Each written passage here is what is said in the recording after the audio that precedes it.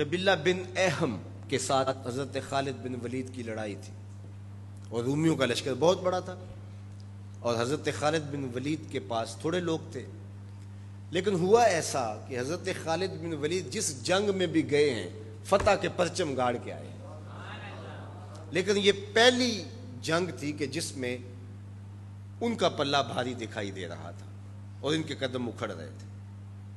حضرت رافع تائی رضی اللہ تعالیٰ عنہ نے کہا لگتا ہے آج قضا آ گئی، آج نہیں ہم بچ سکتے، حالات جو ہیں۔ حضرت خالد بن ولید کہنے لگے ہاں مجھے بھی یہی لگتا ہے کہ قضا آج آئی ہی آئی۔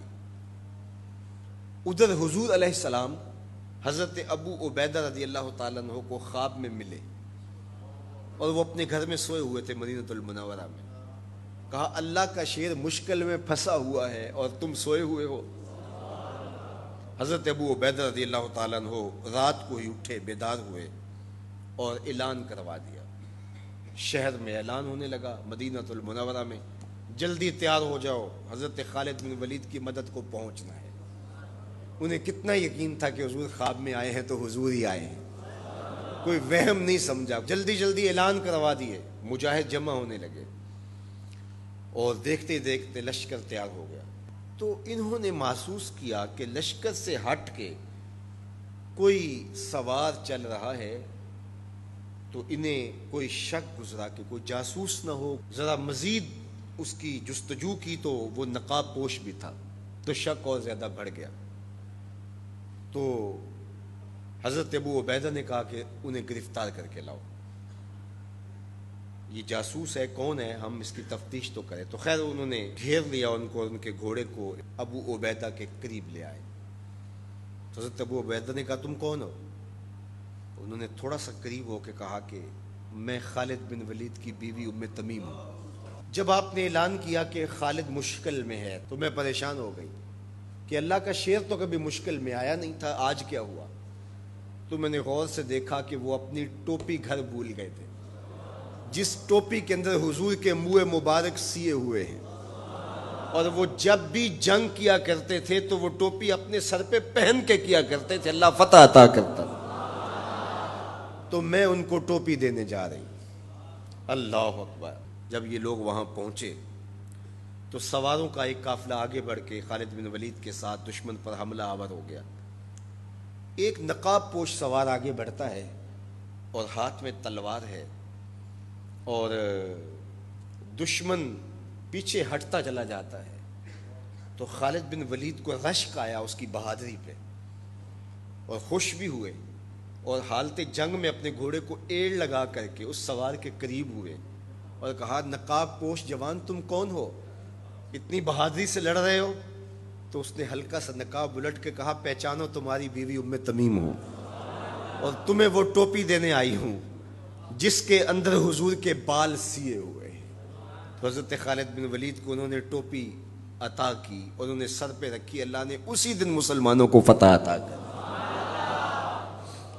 یہ حضور علیہ الصلوۃ والسلام کے بالوں کی برکت تھی۔ حضرت ام سلمہ رضی اللہ تعالیٰ عنہا کے پاس، زوجہ رسول صلی اللہ علیہ وسلم کے پاس حضور کے مبارک بال تھے۔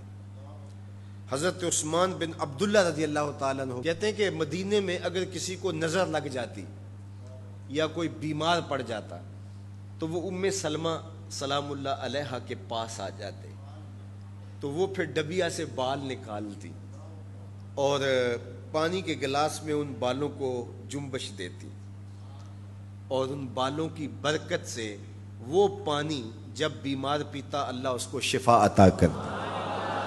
یہ حضور کے مبارک بالوں کی برکت ہے۔ اللہ اکبر۔ اور ایک دن حضور غسل کر کے آئے اور سیاہ رنگ کے مبارک بالوں، اللہ اکبر، کا حسن اور نمایاں ہوا، تو حضور نے ایسے ہاتھ ڈال کر کے ایک بال الگ کیا اور ساتھ ارشاد فرمایا من ازا شعرتم من شعری فالجنت علیہ حرام۔ سن لو جس نے میرے بالوں میں سے ایک بال کو بھی اذیت دی اس پر اللہ کی جنت حرام ہے۔ ہم تو حضور کے غلام ہیں، حضور کے نوکر ہیں، حضور تو حضور رہے، حضور کے بالوں کی توہین بھی گوارا نہیں ہے۔ اقبال کہا کرتے تھے لوگ باتیں کرتے ہیں، ہم تو یہ بھی گوارا نہیں کرتے کہ کوئی کہے تیرے پیغمبر کے کپڑے میلے تھے، ہم تو یہ بھی گوارا نہیں کرتے۔ مغرب اس کیفیت کو سمجھتا نہیں ہے، اور وہ سمجھتا ہے کہ شاید ان حرکتوں سے میں مسلمانوں کے دلوں سے ان کے پیغمبر کی عظمت کو چھین لوں گا، نکال دوں گا، لیکن اسے بھول ہو گئی ہے۔ یہ ہزار گناہ گار سہی، بدکار اور سیاہ کار سہی، دنیا دار سہی، یہ کاروباری سہی، لیکن جب اپنے دل کا سودا کرنے کی باری آئے تو مدینے کی گلی میں کرتے ہیں، اور سب کچھ لٹانے کے بعد بھی کہتے ہیں حق تو یہ تھا کہ حق ادا نہ ہوا۔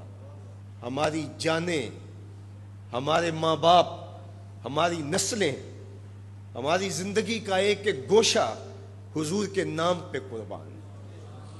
حضور کے نام کا جھنڈا کبھی نیچا نہیں ہو سکتا، ان کے نام کا جھنڈا ہمیشہ اونچا رہے گا۔ چاند کی طرف منہ کر کے تھوکنے سے اس کی نوری کرنوں کو میلا نہیں کیا جا سکتا، تھوکنے والے کا تھوکا اس کے اپنے منہ پہ آ گرے گا۔ تبت یدا ابی لہب و تب کا تازیانہ آج بھی دشمنان رسول اور شاتمان رسول پہ برس رہا ہے، اور میرے نبی کا نام کل بھی اونچا تھا، میرے نبی کا نام آج بھی اونچا ہے، رہے گا یوں ہی ان کا چرچا رہے گا، پڑے خاک ہو جائیں جل جانے والے۔ ہمیں غور کرنا ہوگا کہ آج ہمارے اوپر یہ جو آزمائشیں اور یہ ابتلائیں ہیں اور یہ امتحانات سے ہمیں گزرنا پڑتا ہے، اس سے دردناک امتحان امت کے لیے کیا ہو سکتا ہے؟ تو کیا اب بھی ہم فرقوں میں بٹے رہیں گے؟ اب بھی ہم ایک دوسرے کے گریبان نوچتے رہیں گے؟ آج بھی ہم جو ہے وہ غفلت کی زندگی گزاریں گے، یا اپنی زندگی کی ایک ایک سانس حضور کے قدموں میں رکھ دیں گے؟ تو محبت کا تقاضا یہ ہے کہ اپنی ایک ایک سانس حضور کے نام پہ قربان کریں۔ ہم جئیں گے تو حضور کے لیے، مریں گے تو، اور آخری سانس تک حضور کے وفادار رہیں گے۔